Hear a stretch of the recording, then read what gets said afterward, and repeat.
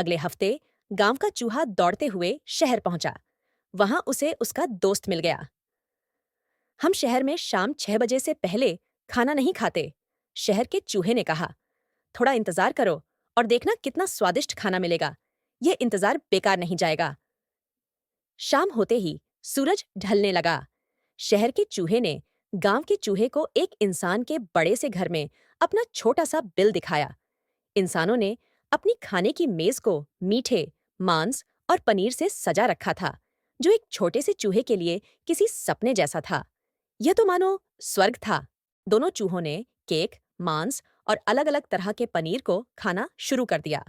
गांव के चूहे को भुना हुआ हैम और सलामी बहुत पसंद आया।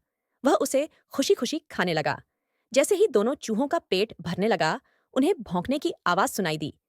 ये क्या है? गांव का चूहा चौंक कर बोला। वह इस तेज आवाज से डर गया था। अरे, ये पहरेदार कुत्ता है, भागो! शहर के चूहे ने चिल्लाते हुए कहा।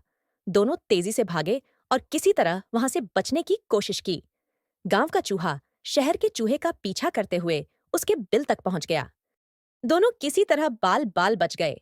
कुत्ता उन्हें लगभग पकड़ ही लेता। माफ करना, शहर के चूहे, लेकिन अब मैं अपने घर जा रहा हूं। फिर मिलते हैं। गांव का चूहा हांफते हुए बोला। क्यों? क्या तुम और स्वादिष्ट खाना नहीं खाना चाहते? शहर के चूहे ने पूछा।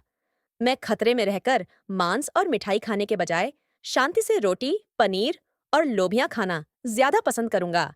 गांव के चूहे ने कहा।